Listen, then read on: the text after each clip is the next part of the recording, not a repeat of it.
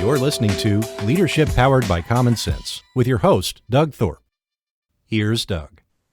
Hello again, everyone. This is Doug Thorpe, and you're listening to another episode of Leadership Powered by Common Sense. My guest today is a gentleman who's going to share some ideas with us on training and development. And John, I just drew a horrible brain cramp. Your last name, sir? Is Zettler. Zettler, that's right. John Zettler. Boy, apologies for that embarrassing moment here. Had it on the tip of my tongue, couldn't get it out. But anyway, welcome to the show.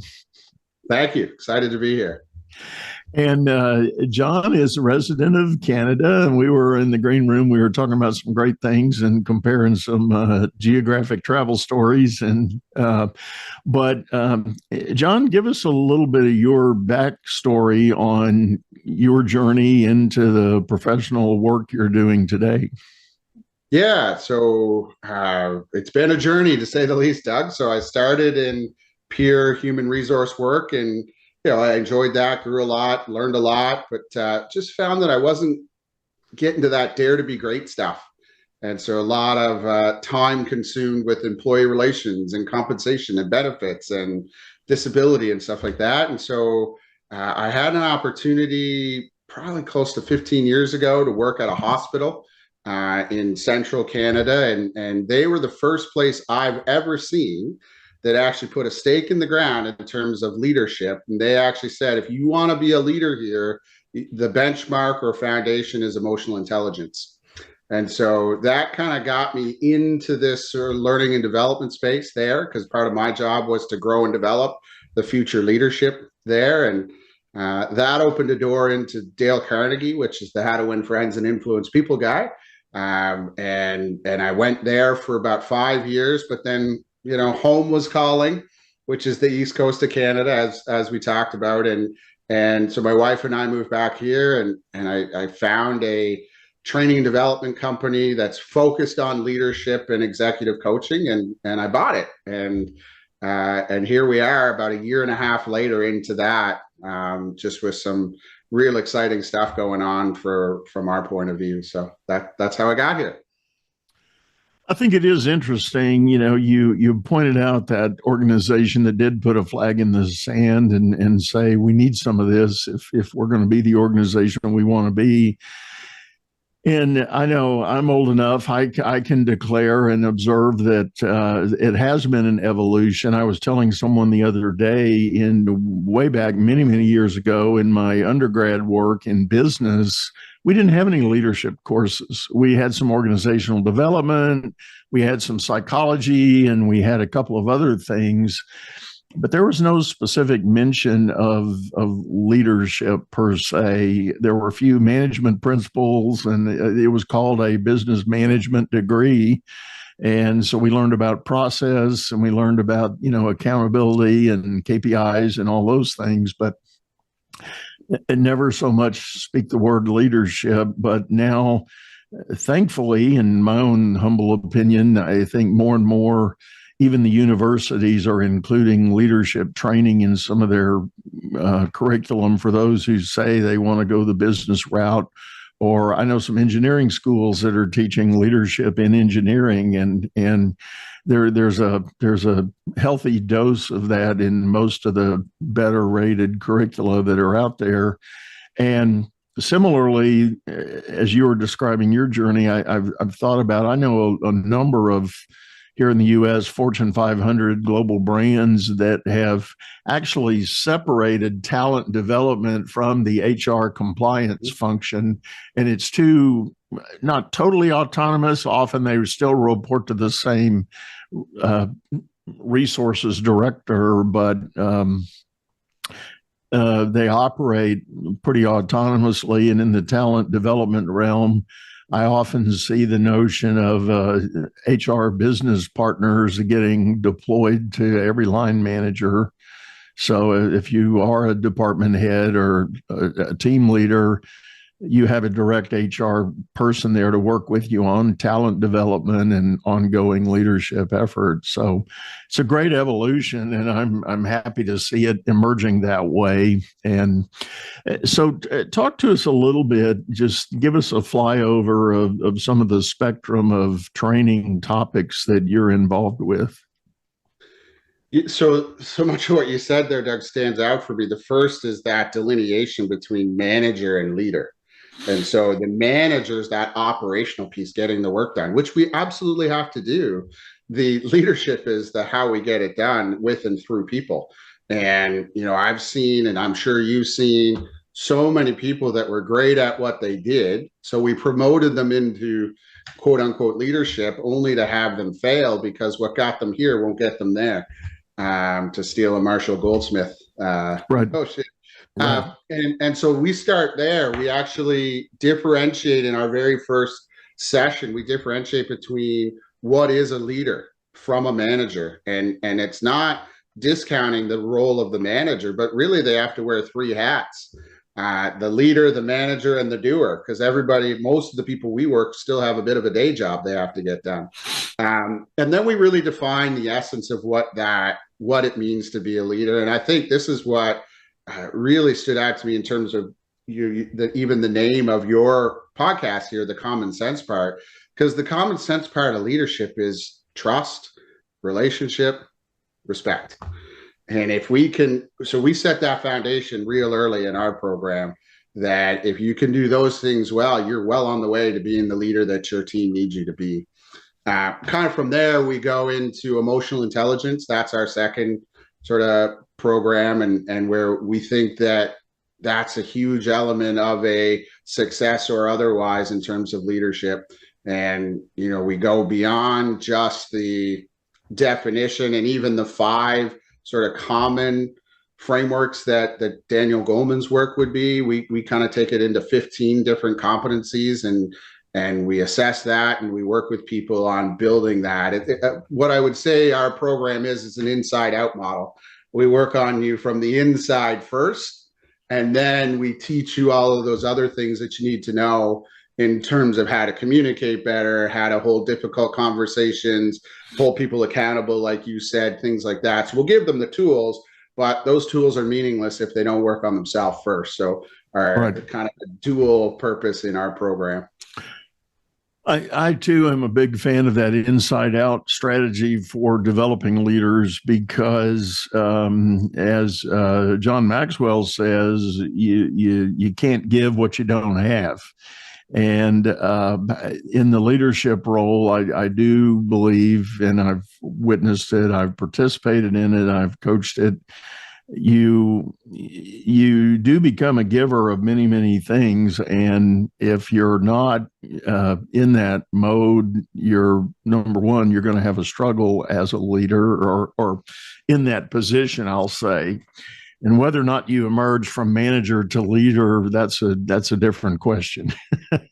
Altogether. And I agree with you. It has been spoken on this show many times. The fundamental difference between management and leadership is that management is about process and leadership is about people. And you're right that highly recognized doer that gets promoted into his or her first team lead role often fails because they just can't get out of that doing mode, or they don't have some of the fundamental skills necessary. And I agree with you. It starts often with emotional intelligence. And so let's talk about that a little bit. I know it has been a popular topic in leadership development circles for a little while now. But give us your definition of emotional intelligence. So I do actually use Daniel Goleman's definition to talk about it because I love it for its simplicity, which is, he talks about understanding your own emotions and the emotions of others, and using that for better relationships and better outcomes is essentially it. So, what's interesting there, and I often use this example is I have someone in my family who would self-proclaim themselves as, a female dog, we'll say, and one of the things that they think is that they are self-aware because they know that about themselves. And I always kind of bring into that conversation, but that's void of the other person and how you show up in the eyes of the other person. And so for me, that's where emotional intelligence starts. Is it's not just about me. Like anything is not just about me. It starts with me, but then it's also about how I present myself in the space. So I really like that as a framework or a start to where emotional intelligence is. But the other part that I think this is really about, and listen, we toggle a line here of when are we a coach versus when are we maybe needing to pass the person on to some external help, which is self-regard. So it starts with the confidence and do I even love myself? Do I believe in myself, despite the fact that we all have strengths and we all have things we're working on? And I've been shocked over the last 10 years at how many leaders I work with that don't love themselves first. And right. So we spend an awful lot of time in coaching working on that with people, and then the awareness and then some of the other competencies from there. Yeah. Yeah, I agree with you. I see that play out quite a bit. And if the, if the individual is struggling with their own sense of self-worth and purpose, it's darn hard to influence others. If nothing else, you might find yourself paralyzed by a little bit of the imposter syndrome. It's like, man, if anybody found out how little I know about this job or how good I feel about doing this job, I'll be toast. And obviously that is almost an inevitable daily fight or flight mode to be in, and you can't do good work in that frame of mind. So working with people to help shore that up. And part of what you were saying there reminded me of one of the premises that is underlying the Hogan suite of personality assessments. Hogan himself says all of us who might be in leadership roles suffer a constant battle between our identity, which is what we think about ourselves, the classic story we tell ourselves when we look in the mirror, and it competes with our reputation. And the reputation is formed by everybody else's opinion of what's going on. And so if you are in a role of leadership, you may have a legitimate, reasonable, rational story about how you want to be showing up and how you intend to be showing up. But your reputation may tell you otherwise, that you're not showing up that way. And there's a disconnect there. And to add to that, how do I think I need to show up in the eyes of others? And so right. Sometimes that self-image is actually what gets in the way. And I hear that often. I somehow managed to get into construction and professional services as two of the biggest lines of business that we work with, which are really different, yet a lot of the same, from that sort of high type A dominant style personality. And so a lot of the leaders we're working with, that's the image they think they need to portray. That's not what's going to get people motivated and inspired to follow. That's right. That's right.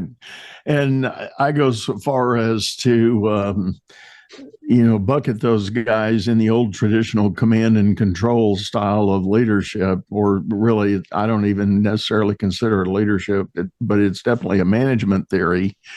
And back to the classic long time ago, theory X, theory Y management practices. Rule with an iron fist. And it is amazing how many people climb the ladder hating that authority above them that operates that way. Yet when they get the chance to be that person, that's the mode they adopt. Why? Because the last guy was successful. Learned behavior. It's learned behavior. It's enforced, whether factual or, again, perception. But the perception was the guy that operated that way was successful with the business, with the company.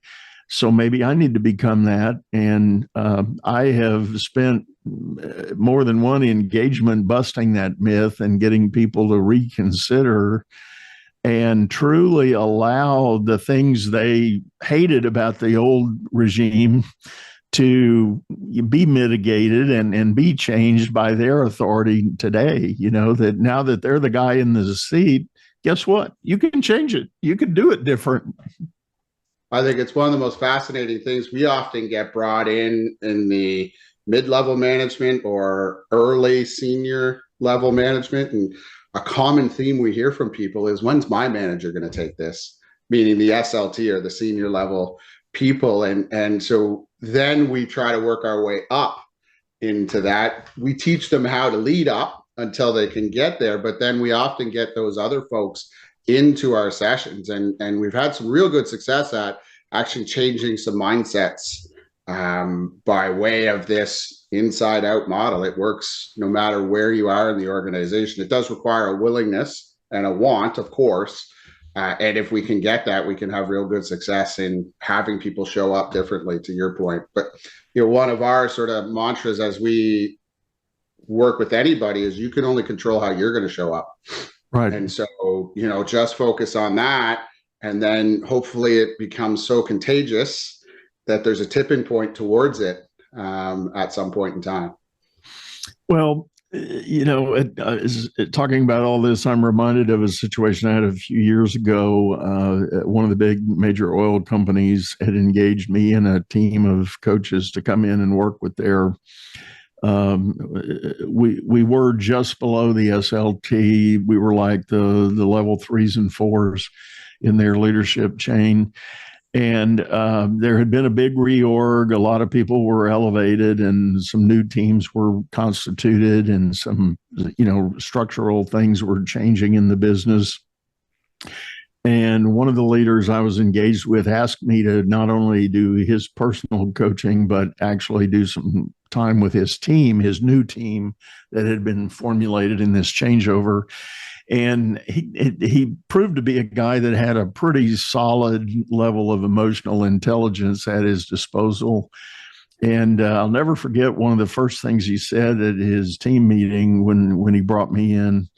He was talking to the guys and he said, hey, I want you to think about one thing. I want you to go back down your career journey in your mind and remember how many times you always said, those guys got it wrong, and you're pointing up the chain, up the hill. And he said, guess what? We are them.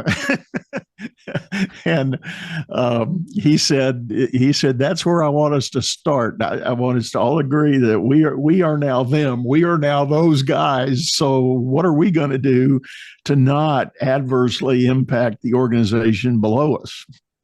And that was kind of the preamble to the team charter that we put together. And I thought it was brilliant. I wish I had thought of it myself, but it was a great demonstration of some keen awareness. Well, and as I'm hearing that, what it brings to me is he got vulnerable.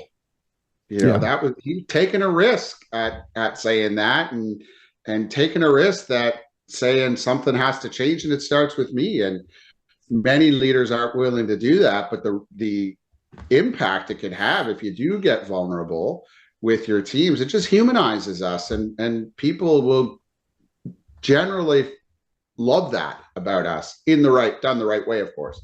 But that's what I heard when you told that story, is that this gentleman just humanized himself and got vulnerable, and I bet you the results he got were pretty impactful. They were.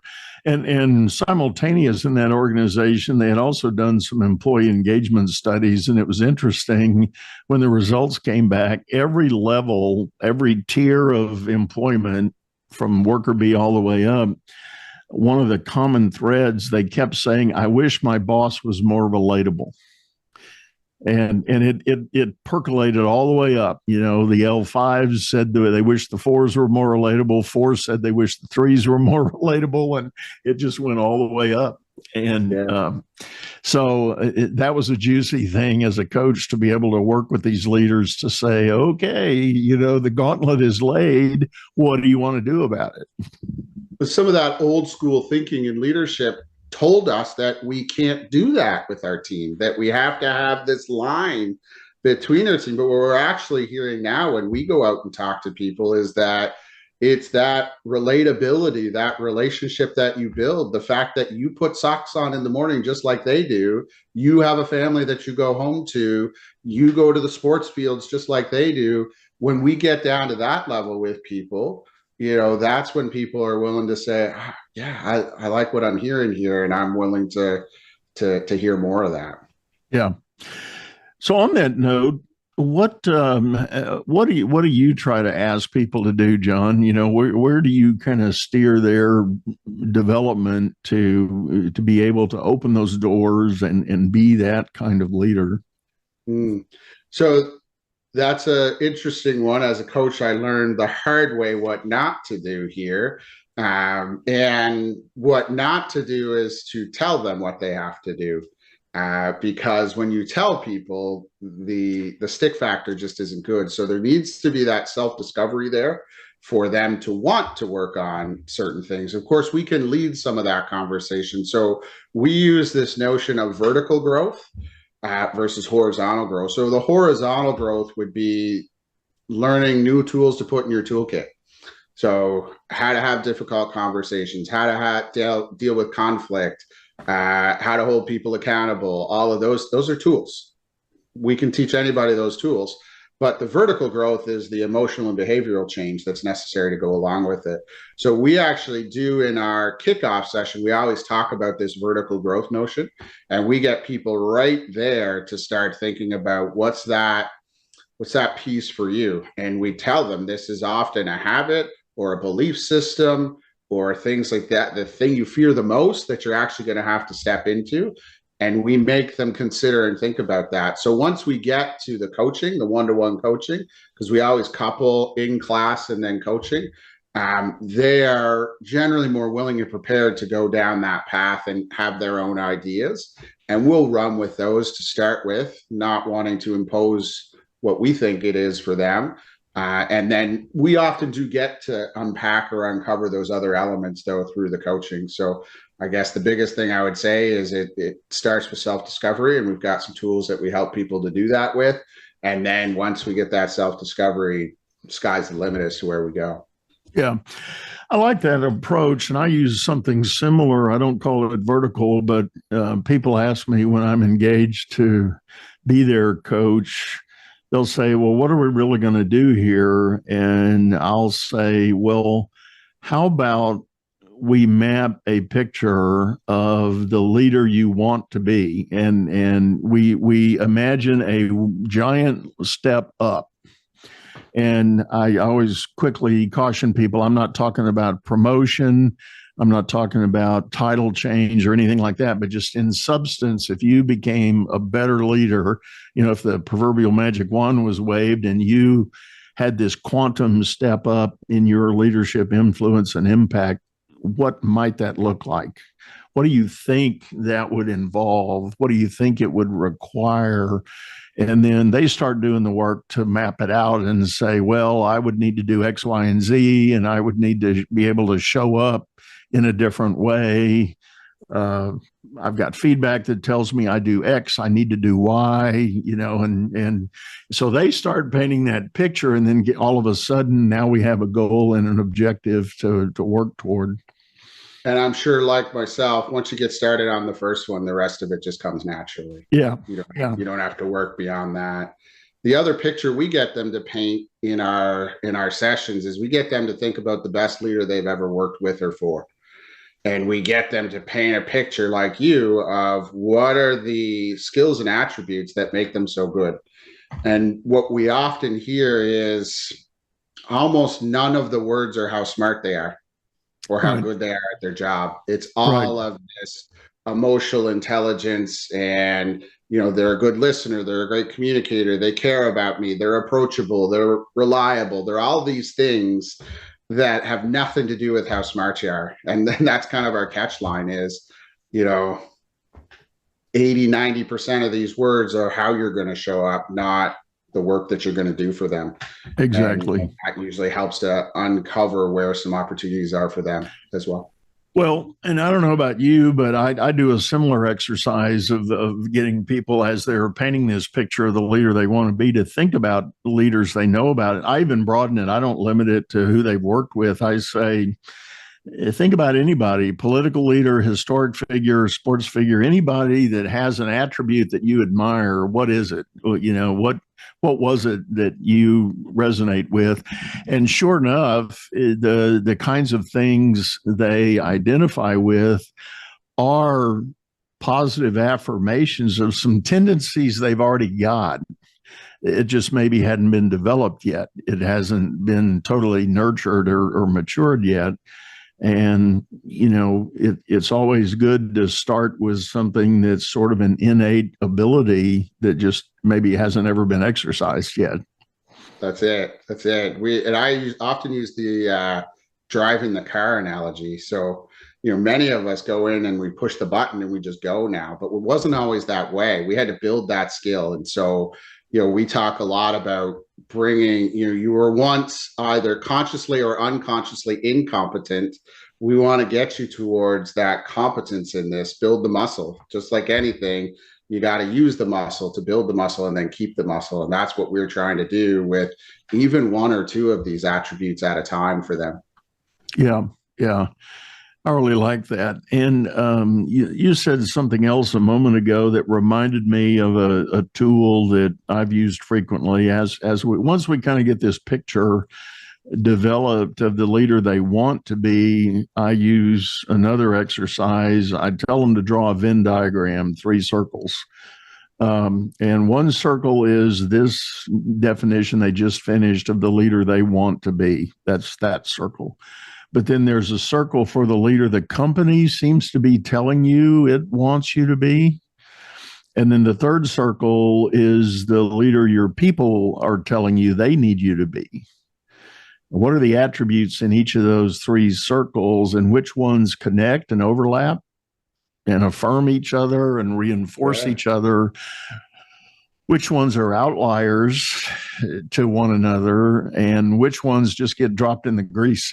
I mean, it's just not there. And I always joke and say, I've never had anybody bring me a perfect stack of pancakes. It's always something disjointed in there. Something's out of a line. Something needs some thought. And I've encouraged my clients to hang on to that chart, keep it in a desk drawer, and look at it at least twice a year and see, as things evolve and companies change and assignments change, see how your alignment is. I love that. I'll probably start using that. Yeah. If I'm Feel free. But it also, it does help promote that next level of awareness. And when I've often had people, even though they did good work defining that original vision of the leader they think they want to be, when they do this work, they may come up with a couple more requirements that, I better focus some more on this thing over here. And what I think that helps with is that person who maybe isn't quite self-aware enough yet. So if you just ask them about what do you need to do, but it's void of those other 2 areas, what does really good look like? What does the look like in the image of the company? What does your team think it looks like? That takes them they're not looking right at themselves, but they might see some stuff in there that they need to focus on. So what I like about that is that could get at that person who they themselves are not self-aware of their blind spots yet. This could help to uncover some of those for them. Speaking to the coaches in the audience, the one risk in deploying that tool is your client may come back to you and say, you know what, now I know why I don't feel good working here. And because there's a disconnect, there's a pretty radical misalignment and it could be coming in a lot of different ways. The people versus company leadership is not aligned well. And the individual is kind of stuck in the middle because they're middle management, and they're getting the tug going both directions, and they know there's a perceived friction or disconnect. They just never put a finger on it, and now doing that chart, they realize why it exists.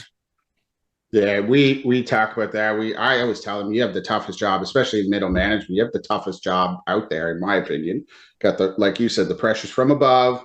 You've got the team, you've got your job, yourself that you're doing, and you're trying to make all of those work. And it's hard. It brings me to the sort of talent optimization tool that we get people to consider. So it's the right job. So you're in the right seat on the bus. You have the right manager to support you that makes you want to stay on the bus, but then your team matters. So the other people on the bus have to be right. And of course, the other part you just talked about is the culture. And so it's not easy to get all four of those aligned in a way that makes it easy for people to want to stay. And you're not wrong. Sometimes I have been in that as well, where the awareness we've created for people is, I got to go. Which is yeah. Not what we want to do as coaches, but is a reality of the risk of getting people to uncover those things. It's totally true. Well, John, I think this has been great. I think this has been really helpful, and thank you for sitting in. Tell folks the best way to get a hold of you. Yeah, you can email me at john@fairwindstraining.com, or you can go to fairwindstraining.com, our website. And you can find us there. And we're actually about to launch a new version of that website, which will have lots of tips and tricks and leadership self-assessment on it that people could take to kind of get a grasp of where they're at today and where they might need some support. Wonderful. Well, as always, folks, we'll have those links in the show notes, and you'll be able to reach out to John if you're interested in learning more about his work. But John, thank you for sitting in. Really appreciate your help here today. You too, Doug. I always enjoy these conversations and like-minded folks. So thank you for having me. You bet.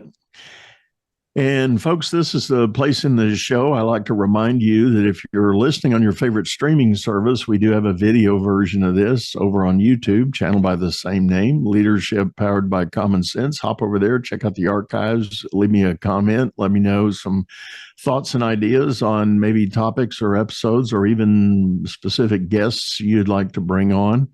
And I'm happy to say we have a couple of, I think, really interesting guests. They're not quite household names in the business learning world, but you'll know them, I think, when we announce them. But that's a little teaser. We got some things in the works, that a couple of New York Times bestseller authors and some other gurus that are pretty popular out there in the work world. So stay tuned for news and announcements about the coming of those guests. But for now, I'm going to sign off, say goodbye, go out there, make it a great day. You've been listening to Leadership Powered by Common Sense, hosted by Doug Thorpe. If you would like to know more about the coaching and advisory services he provides, visit dougthorpe.com.